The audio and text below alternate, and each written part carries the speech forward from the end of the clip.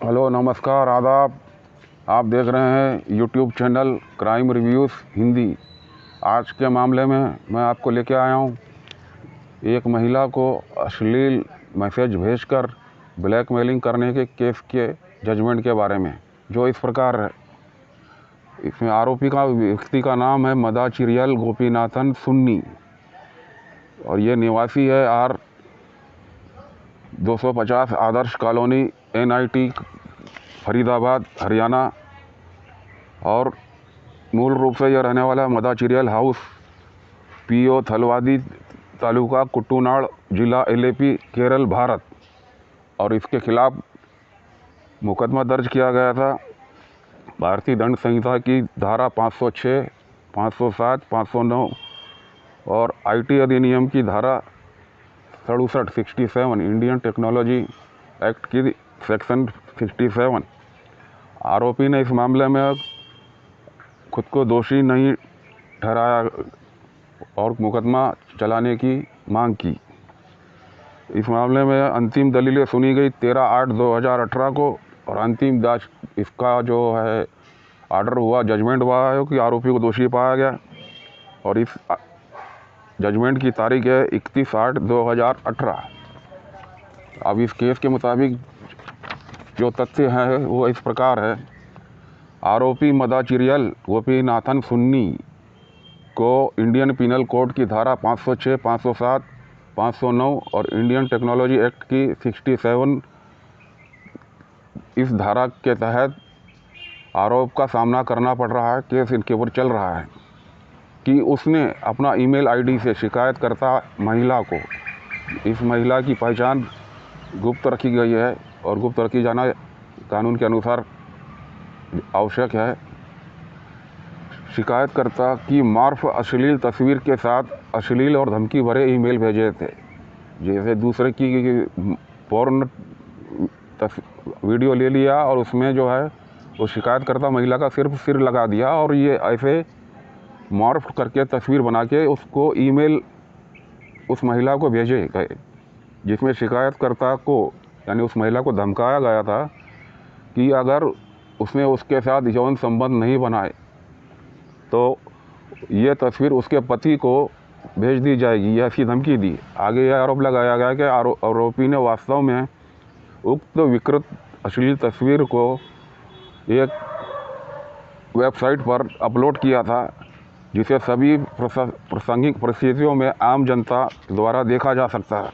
उसका जो है अपमान करने के लिए, उसका विनम्रता का अपमान करने के लिए। वर्तमान नियमित मामला रेगुलर क्राइम केस CBI द्वारा दिनांक 9/3/2005 को शिकायतकर्ता महिला की, जिसकी पहचान छुपाई गई है, की शिकायत पर 28/2/2005 के आधार पर दर्ज किया गया था, जो एक रिसेप्शनिस्ट सह समन्वयक के रूप में काम कर रही थी, जिसने आरोप लगाया कि उसे फरवरी 2005 के दौरान अज्ञात व्यक्तियों ने धमकी भरे और अश्लील ईमेल भेजे थे,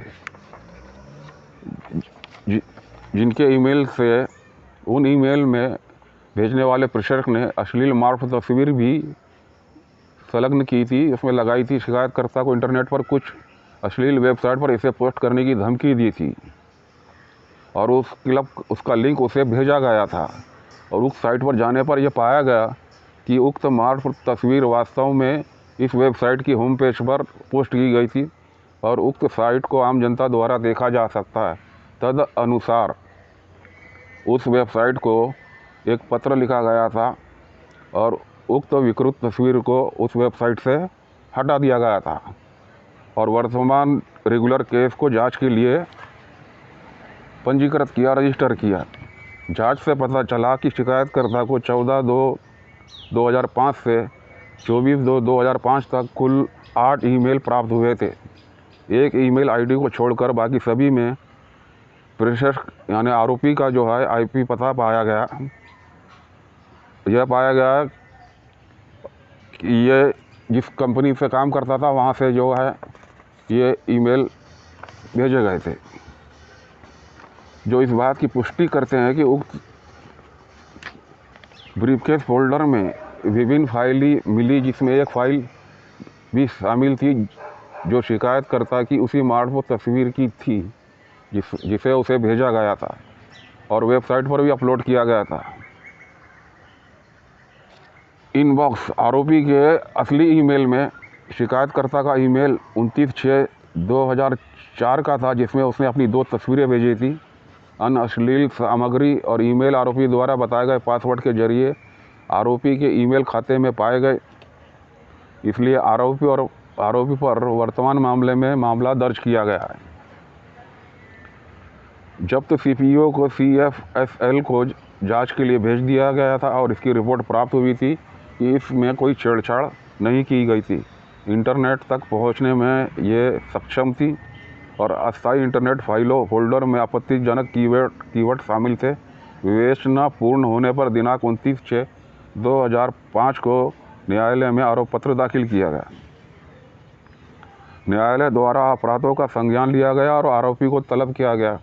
रिकॉर्ड पर सामग्री के आधार पर भारतीय दंड संहिता की धारा 506, 507, 509 और इंडियन इंफॉर्मेशन टेक्नोलॉजी एक्ट की धारा 67 के अधिनियम के तहत वह दोषी नहीं है, ऐसा आरोपी ने कहा और केस चलाने की मांग की। विचारण में अभियुक्त पक्ष ने इस मामले में 10 गवाहों को पेश किया और उनका परीक्षण किया।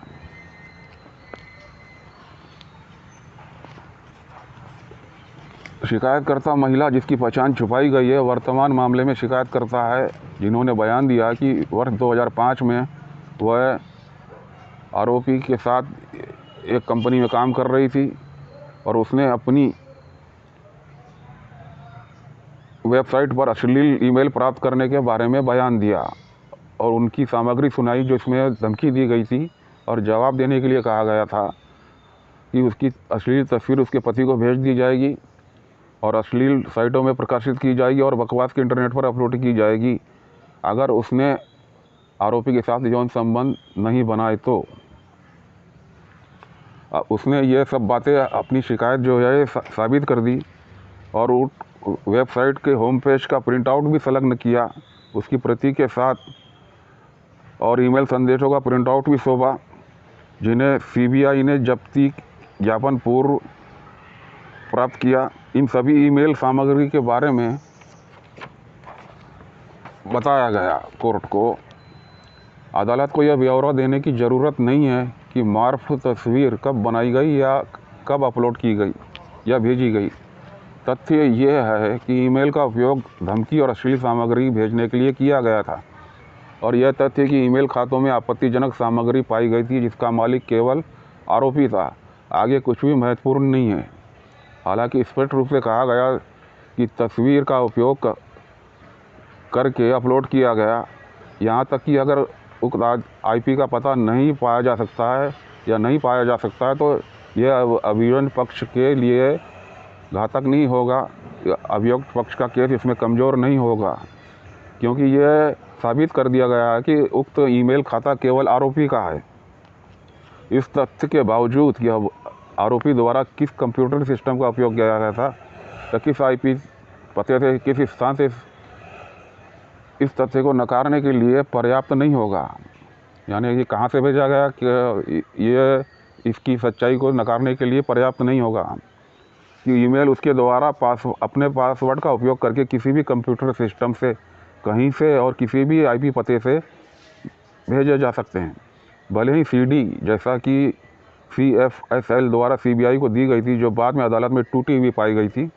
रिकॉर्ड पर उपलब्ध सामग्री को देखते हुए कोई फ़र्क नहीं पड़ेगा।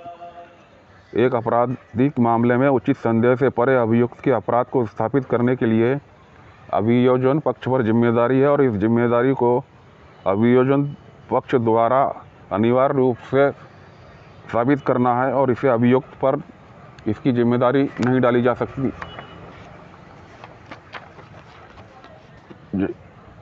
आरोपी MG सुनी तक जो सीमित हो गई ये जांच और उक्त कंपनी के उक्त कार्यालय में उस शिकायतकर्ता महिला के साथ आरोपी काम कर चुका था और इसलिए वो शिकायतकर्ता से परिचित था। शिकायतकर्ता ने अपनी शादी की 2 तस्वीरें ईमेल के जरिए आरोपी एमजी सुनी समेत अपने कुछ दोस्तों सहयोगियों को भेजी थी। यानी शिकायतकर्ता महिला जब काम कर रही थी आरोपी के साथ किसी ऑफिस में, तो वहाँ अपने सहयोगी को और अपने दोस्तों को के साथ साथ आरोपी को भी अपनी शादी की तस्वीरें जो है अच्छी भावना से, शुद्ध भावना से भेजी थी। इन तस्वीरों में से एक से ही उसका चेहरा था, यानी उन तस्वीरों से एक का चेहरा उठा के किसी पॉर्न वीडियो में उसको जो है चिपकाया गया और फिर वो पोस्ट कर दिया गया। और इन तस्वीरों में से एक चेहरा था जिसका इस्तेमाल अपराधी द्वारा इंटरनेट पर पोस्ट करते समय अश्लील रूप से बदली गई तस्वीर में किया गया था और शिकायतकर्ता को ईमेल में भेजा गया था। मुख्य कंप्यूटर सहायक के पद पर कार्यरत आरोपी एमजी सुनी का कंप्यूटर और जग्गी और स्वतंत्र गवाहों की कीवर्ड्स की मौजूदगी को चेक किया गया। उक्त कंप्यूटर की आरोपी के कंप्यूटर को चेक किया गया था। उक्त कंप्यूटर की अस्थायी इंटरनेट फाइलों, फोल्डर और कुकीज में पाए गए थे जो लाइन के माध्यम से इंटरनेट तक पहुंच रखते थे। जांच और अभियोग पूछताछ के दौरान आरोपी ने स्वतंत्र गवाहों की उपस्थिति में अपने सभी 6 ईमेल आईडी और जिनसे ईमेल भेजे गए थे के पासवर्ड का खुलासा किया, जिसके बाद उसके सभी ईमेल खातों का खुलासा किया गया और सारे मामले का जो है खुलासा हुआ। एक आपराधिक मामले में उचित संदेह से परे अभियुक्त के अपराध को साबित करने के लिए अभियोजन पक्ष पर जिम्मेदारी है। इस जिम्मेदारी को अभियोजन पक्ष द्वारा अनिवार्य रूप से निर्वहन किया जाना है और इसे अभियुक्त पर इसकी जिम्मेदारी नहीं डाली जा सकती। वर्तमान मामले में रिकॉर्ड में मौजूद साक्ष्य आरोपी के अपराध को साबित करने के लिए पर्याप्त है। यह साबित कर दिया गया है कि आरोपी ने शिकायतकर्ता को धमकी भरे ईमेल के साथ साथ शिकायतकर्ता की वास्तविक तस्वीर का उपयोग करके उसे सद्भावपूर्ण और मैत्रीपूर्ण क्षमता से पहले भेजा था। यह साबित किया गया है कि आरोपी ने शिकायतकर्ता को अश्लील और संदेश भेजे थे और उसकी तस्वीर से छेड़छाड़ की थी। यह साबित किया गया है कि आरोपी ने उक्त तस्वीर को वेबसाइट के होम पेज पर अपलोड किया था जो कि बड़े पैमाने पर जनता के लिए उपलब्ध था। इसलिए अभियोजन पक्ष यह साबित करने में सक्षम है कि आरोपी ने यह अपराध किया है जिसके लिए उस पर आरोप लगाया गया है। इसलिए आरोपी उसके अनुसार दोषी घोषित किया जाता है और इसके लिए उसे अपराधों के तहत सज़ा सुनाई जाती है। भारतीय दंड संहिता की धारा 506,